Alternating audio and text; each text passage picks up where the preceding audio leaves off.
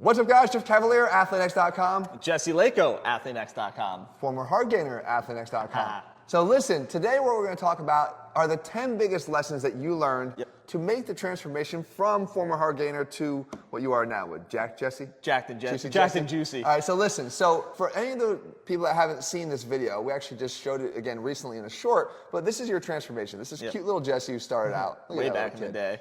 All right, so now, obviously, you didn't have a lot of muscle here. Or good posture. Or good posture. But take us through a little bit, and then we're going to get specifically into the lessons here. But a little bit what was going on. I mean, look at your arms there. Oh, tiny.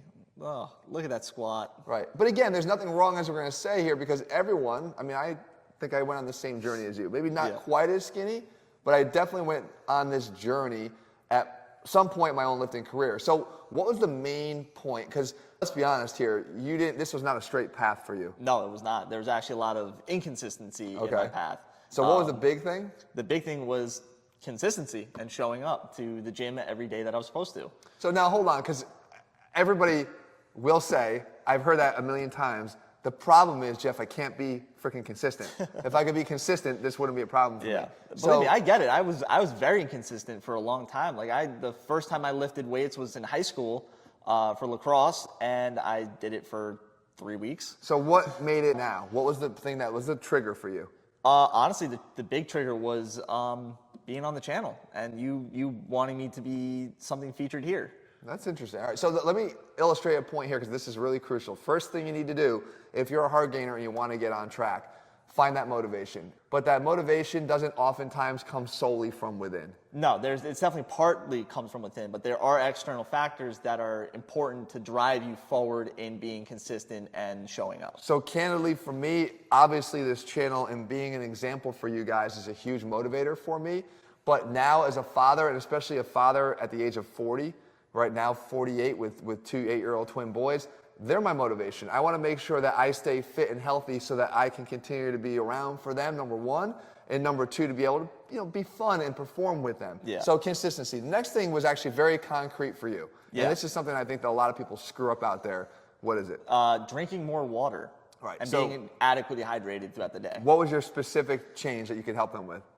It was going from drinking little to no water a day to actually your recommendation, which was what? It was 1 ounce per 3/4 your body so basically for you were like, what, 125 pounds or so when you started? 125, 130. So you're about 90 to 100 ounces of water per day.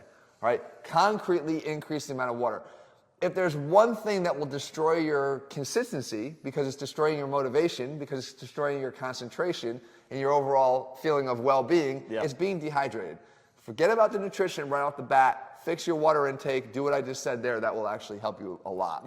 The next thing was in relation to your training. Number 3 here. It was actually overcoming something called exerphobia, fear of exercises. Right, and more particularly the barbell exercises. Yeah, like the squat, the bench, the deadlift, and even the overhead press. So when you show up in a gym and you're a hard gainer and you know you're skinny, you feel skinny, you're skinnier than the rest of the guys in the gym, the most intimidating lifts that you're going to try to attempt to do are the barbell lifts. Why? Because usually the bare minimum of plates that you see other people lifting on those exercises is the one big plate, a 45-pounder. And when you're putting maybe even 10s on the end. Thank God for bumper plates because they at least look the same size. Same diameter, but much less weight. But yes, you can feel self-conscious about that. That could steer you away from doing those exercises, which is a giant mistake. Because that is the most capable exercises of being overloaded, progressively overloaded, and building that base foundation strength that builds you bigger and stronger, which was a huge part of your transformation. So one of the things that I like to stress here at ATHLEAN X is, as a physical therapist, we have to make sure that form serves as the foundation of whatever lift that you do. So when you start to attempt those exercises, it's not about rushing to the weights so quickly as much as it's about learning the proper form. You had a built-in excuse, which was actually number 4, the big reasons of how you got to where you were. That form was your focus, which helped you to build confidence with the barbell. Yes, it did. And as I built my confidence with the barbell with good form, I was able to increase the weight significantly over time. Did you actually take shit for that sometimes from your buddies? Yes, I did take quite a bit of shit for that, but I was looking at the big picture and working on form and safety and everything like that. All right, so now, but this is where you get a chance to shine. So I think it's very important. What are we at, number 5? The accessory lift, right? The other exercises, the non-barbell compound exercises, that's where you get a chance to shine in terms of learning what real effort feels like, Yes. learning what it actually feels like to train to failure. Yeah, and knowing what failure is, because a lot of times as a hard gainer or even just a beginner, you're told to use RIR, RPE. And Not here. Yeah.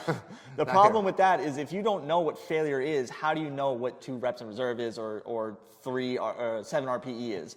Because for me at least, when I was trying to go a little bit shy of failure, I was stopping when the set got hard. I wasn't stopping at failure. I learned what failure was through the accessory movements and learning like, okay, I can't move this weight in good form anymore, or if it's mechanical failure where I just could not move the weight at all, then I realized what failure was and I could curtail my training based on that. So the only way to actually know what real failure feels like is to actually fail. Yeah. And by attempting to start out with estimations of what's reserve and what's not is not an effective way to do that for a beginner. I've said that many, many times on this channel.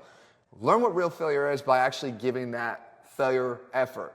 And when you do that, and you do it on exercises like your accessories, oftentimes you can safely put the dumbbell someplace. Like you don't have to worry about being crushed by a barbell. So we remove that whole aspect. And plus, when you're training for strength anyway, failure is not the goal. No. Right? You're still trying to build your strength progressively, but you have your opportunity. Make sure you take it. And when you do, I promise the gains do start coming. Now, what was the next thing that you did? I actually included at least 1 bodyweight exercise for every workout that I did. So now, obviously, that bodyweight exercise is another one that gives you a good chance to actually go to failure on. Very safely give you a good chance of it. And you know what your command of your own body is in space. I say athletically, it serves a good purpose. Yeah.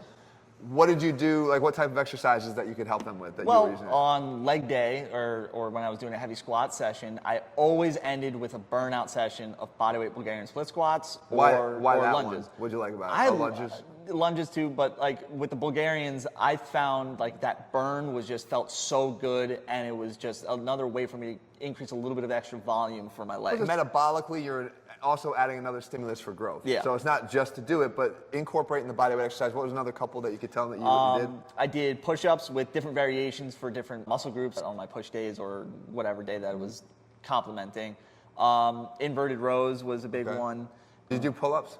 I did a lot of pull-ups. Fun fact, actually, I don't know if I told you about this. When I was living at home, I had a pull-up bar in the bathroom, and in the morning, when I went to go use the bathroom, I'd bang out a couple pull-ups. When I was walking out, bang a couple pull-ups. When I got home from work, go to the bathroom, hit a couple pull-ups. Pump up before the chicks going out at night. Right. We've all been there too. Look, these are not things that people haven't, even the biggest of guys in the gym probably went through all the same thing. Right? We've all been there, but being candid about it, I think is going to help everybody. All right, the next thing, whether you're a hard gainer or you're not, I'm going to challenge you with something here. Record your next set of whatever exercise you want to do and perform 12 repetitions with a weight that's challenging for 12 repetitions and time how long it takes you to do the set. I'm going to bet here that if you're not being disingenuous, that you're almost 100% of you are going to have a set that takes less than 30 seconds, possibly even 25 seconds. Yeah, I wouldn't be surprised at all if that was what they did. That's called speeding through your reps. That's one of the biggest things that you can change today, right away, to make more gains as a hard gainer. Tell me what you did. I was taking about 3 to 4 seconds per rep. So specifically counting in your head. Yeah.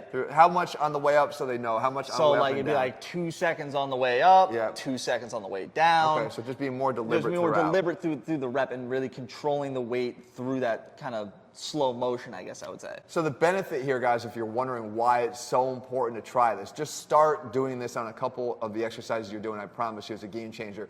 Is you become more in control of the weight, so it's feeding sort of the additional building of that foundation as a hard gainer. The second thing is it's actually allowing you to recruit the muscles you're trying to build. Yeah.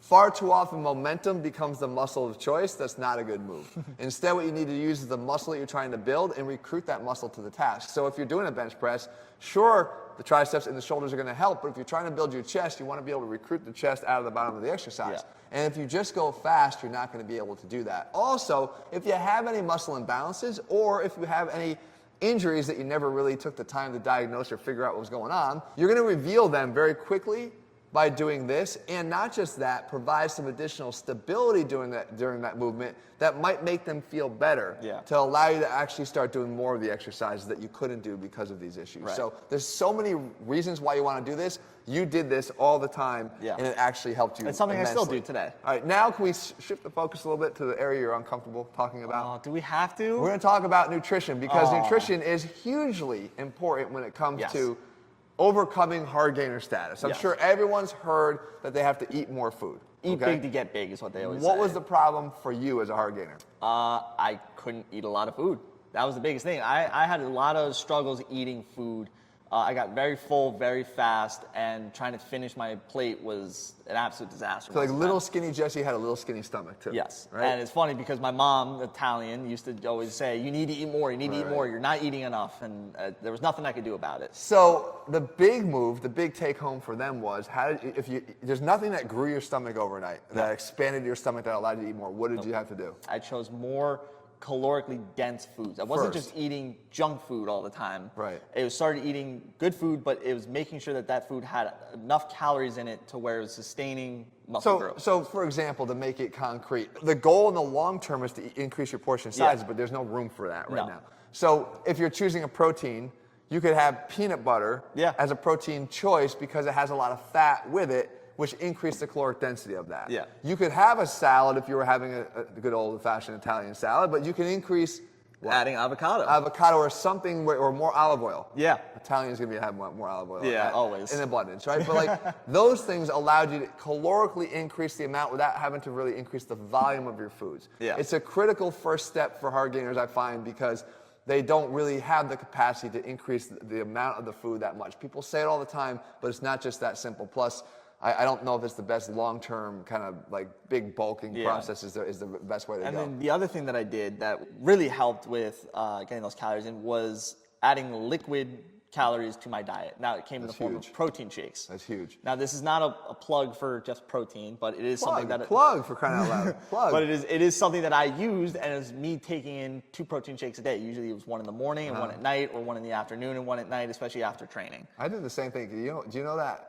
You know how much I like Sylvester Stallone, right? Yes. Do you know that he had a protein shake? No, he didn't. Really? He did. It was called InStone, I believe. And it was a cinnamon protein shake. Ooh. It was unbelievable. We've actually made our own cinnamon, frosted cinnamon bun. That's my favorite flavor. Which is the best flavor, or one of the best flavors, ATHLEAN X, available at ATHLEANX.com.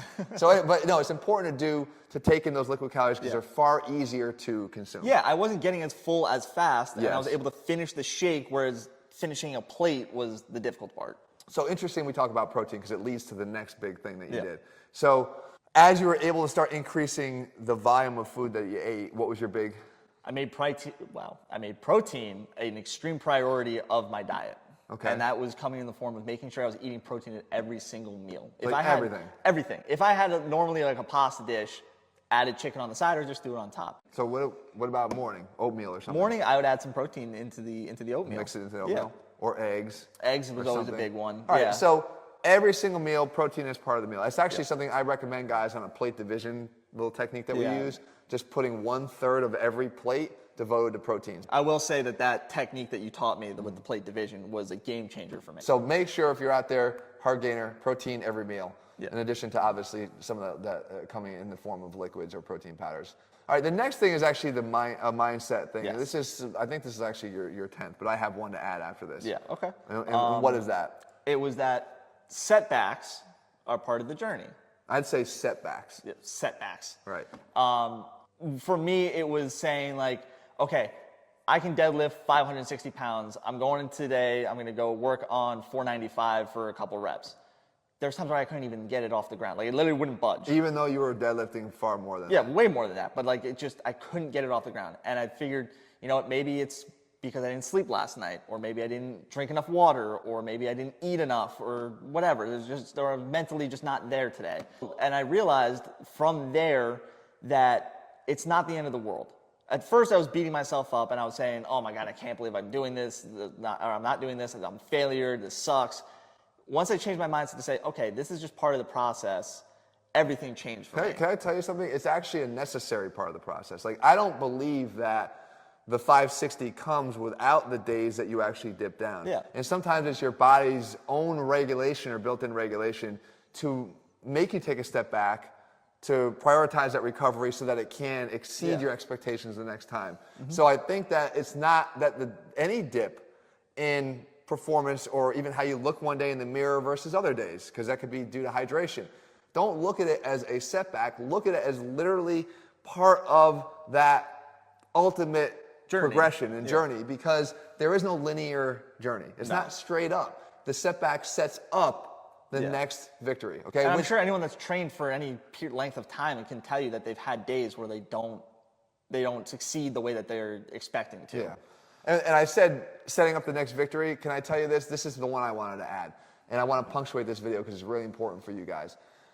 Celebrate the victories along the way, right? Because you don't start looking like the end picture. Like Jesse didn't start clearly, as you can see here, what he looks like in the after photo. He started what he looks like in the before. But he had the ability to kind of celebrate mini victories along the way. I talked about this when it comes to fat loss. You don't start at 40% body fat with a goal of being 5%, 10%, 11% body fat, whatever it might be. You get there by first being 30% and then 25% and then 20%. You have to learn to celebrate those. We've celebrated Jesse here a few times on the channel along the way. But more importantly, what does it do? To allow yourself to flex your tricep when you walk by the mirror, to pull up the shirt and look at your abs, to maybe do a little bit of a pump-up set before you go out with a girl because you feel more confident in yourself. We've all done this shit, guys. It's stuff that we've all done. We've all done it. But what it does is those mini victories and the celebrations sets up what? And it's this nice big circle that goes right back up to the top again, which is consistency. Because when you allow yourself to enjoy the process and the little victories that you have, the consistency becomes that much easier, and that's actually, I think, what led Jesse to his transformation. Once you see that progress and whatever it is, whether it's a new PR or weight loss or weight gained, it's something to celebrate. So if you haven't seen the transformation video, you can watch it in full. I'll include the link to the short and also the link to the longer video for those of you who still have an attention span left these days. You can find it there. If you're looking for the exact programs and the supplements that Jesse used, you can find them at ATHLEANX.com. Congratulations again. Click subscribe, turn on notifications so you never miss a video when we put one out. All right, guys, see you.